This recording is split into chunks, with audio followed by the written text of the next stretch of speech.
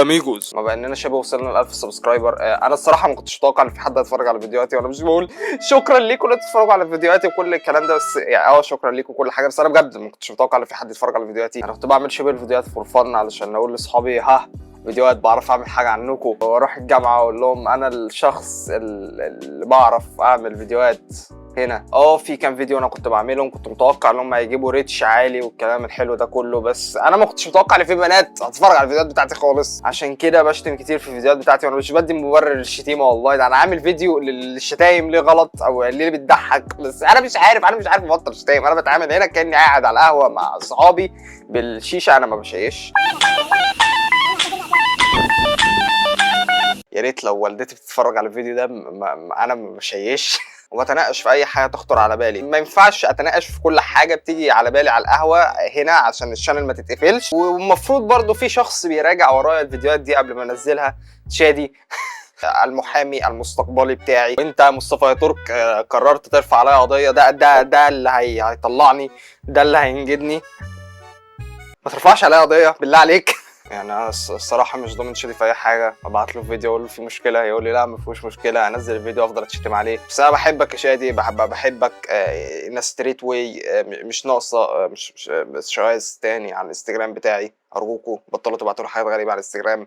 فنرجع تاني للبنات اللي بتتفرج على فيديوهاتي. انا اسف على الشتايم بتاعتي، وانا اسف لو في فيديو اللي جاي او اللي بعديه في شتايم، عشان دي النقطه اللي انا داخل عليها. انا كنت محوش فيديوهات كتير جدا. انا كنت عامل خطه ان رمضان اللي فات انزل فيه فيديوهات كتيره قوي، عشان في ناس كتيره بتاخد اجازات ورمضان وانا مسيحي، فانا اللي هكون نشيط وكل اليوتيوبرز التانيين هيكونوا في حاله كسل.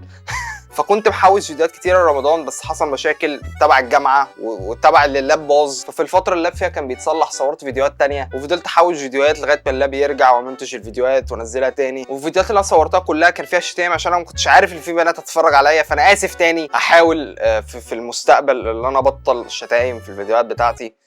الموضوع هيبقى صعب جدا بس هحاول عشان خاطركم. ففي فيديوهات اللي فيها املس او شعري قصير او نص دقن وشعر طويل،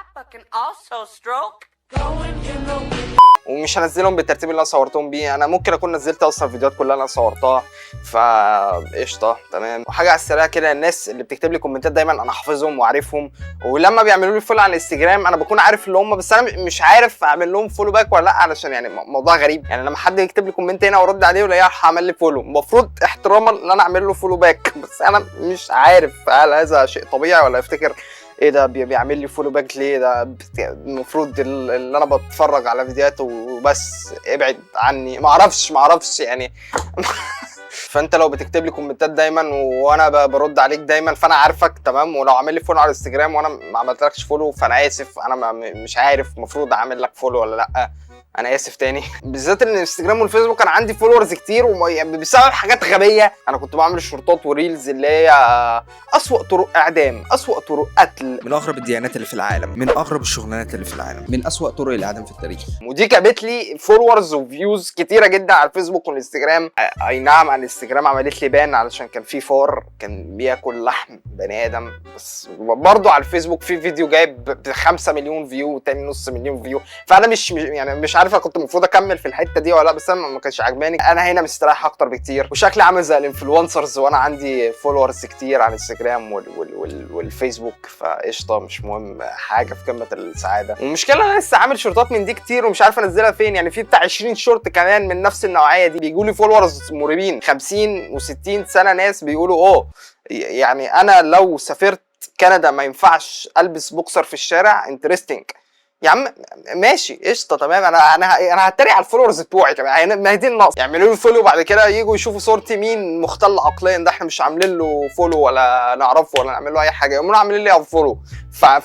فالريتش عندي حاجه بتحرق الدم، حاجه حسبي الله ونعم الوكيل والله العظيم ثلاثه. او التنوع الزياده في الفيديوهات اللي عندي دي مش هيفضل موجود. يعني فيديوهات اللي هي اسوأ افلام اتفرجت عليها، ما اظنش ان انا اعمل حاجه زي كده تاني. فيديو الموسيقى الموسيقى ده انا ممكن اعمل منه تاني، عشان ده انا حبيت المونتاج بتاعه، حبيت طريقه عمله جدا. لو لسه ما نزلتوش الفيديو ده جامد فشخ، بروح اتفرج عليه، ملوش اي علاقه بالفيديوهات اللي انا بعملها، بس فيديو جامد فشخ. عموما المحتوى اللي انا هثبت عليه هو محتوى السكتشات الفن والتقييمات والشبه رياكتات، علشان انا بحب اعمل فيديوهات دي لسبب ما. والفيديوهات دايما هتنزل يوم الاربعاء لغايه ما الشامبيونز ليج يرجع، عشان الشامبيونز ليج بيفشخ الريتش عندي. هتلاقي اغلب اليوتيوبرز بينزلوا فيديوهات يوم السبت، عشان يوم السبت بيكون اكتر يوم الناس فيه قاعده في البيت والريتش عالي. وعشان كده برضو في السبت الممتاز بتاع الكوره، ماليش دعوه بالسبت الممتاز بتاع موجز او اياد الموجي، او مش مهم اياد، انت راجل محترم يعني شويه مش عارف. فما بان مفيش شامبيونز ليج دلوقتي، فانا هفضل انزل فيديوهات يوم الاربعاء عادي خالص، فيديو او فيديوهين في الاسبوع ان شاء الله. وفي بلان ان انا اصور مع ناس فيديوهات،